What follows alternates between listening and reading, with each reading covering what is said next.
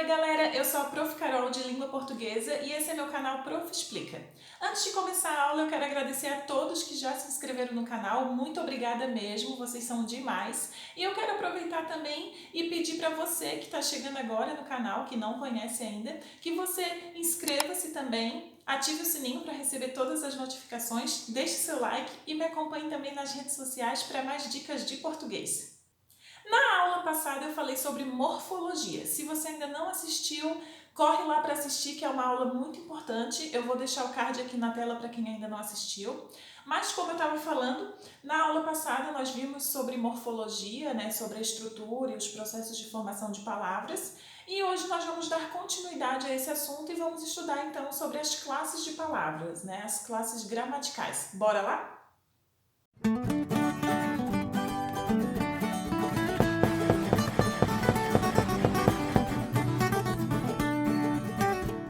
Para começar, vamos ver então o que são as classes de palavras, as classes gramaticais, Então, classe gramatical é a classificação das palavras em grupos de acordo com a sua função na língua portuguesa, de acordo com a sua função dentro de um texto.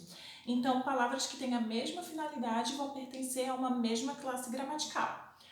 Na língua portuguesa, nós temos 10 tipos de classes de palavras, Nós temos as classes de palavras variáveis e as invariáveis.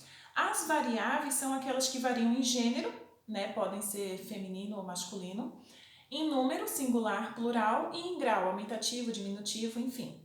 E as invariáveis são aquelas que não variam em gênero, nem em número, nem em grau. As classes de palavras variáveis são então compostas pelo substantivo, adjetivo, artigo, pronome, numeral, verbo. E as invariáveis são as que têm os advérbios, preposição, conjunção e interjeição. É importante perceber que a classificação gramatical de uma palavra vai mudar, vai variar, dependendo da relação que essa palavra tem com outras palavras em um enunciado, em um texto. Então, por exemplo, a palavra forte, se vocês olharem no dicionário, ela pode ser um adjetivo, que é o que tem força, vigor, que é vigoroso. Pode ser um substantivo masculino, que é aquela construção militar que protege um lugar estratégico. E pode ser ainda um advérbio, que tem força, intensidade. Então, exemplos. A palavra forte como um adjetivo, O rapaz é forte. Então, ali o forte está fazendo papel de adjetivo, Está caracterizando o substantivo rapaz.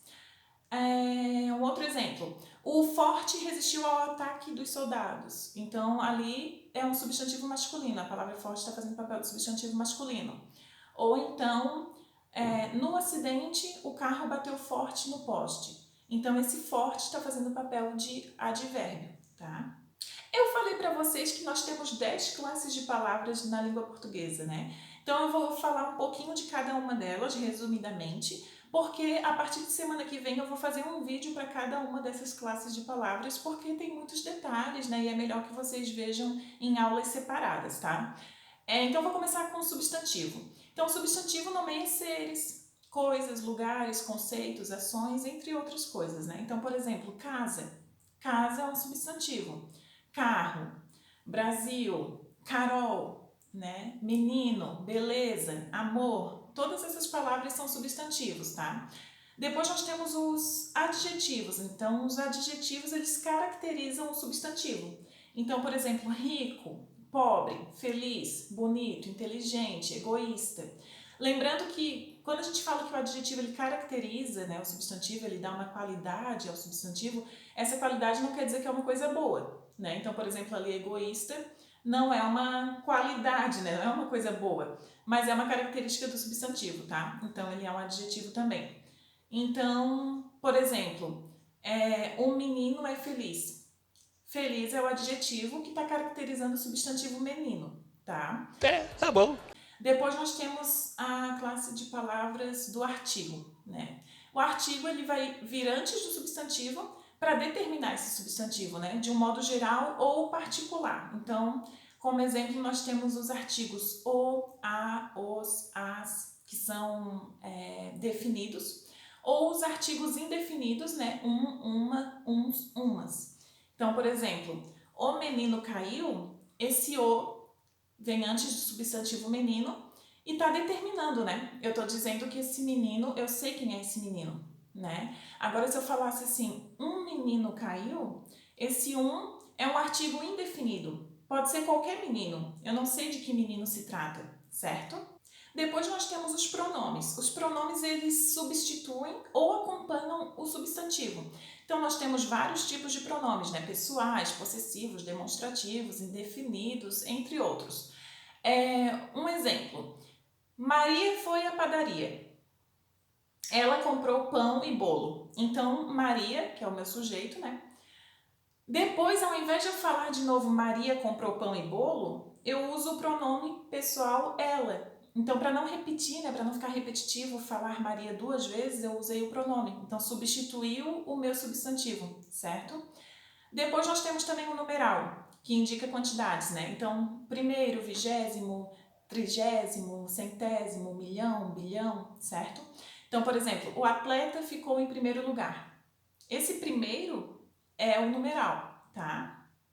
Depois nós temos os verbos, né? Os verbos, eles vão expressar, exprimir um acontecimento e situar esse acontecimento no tempo.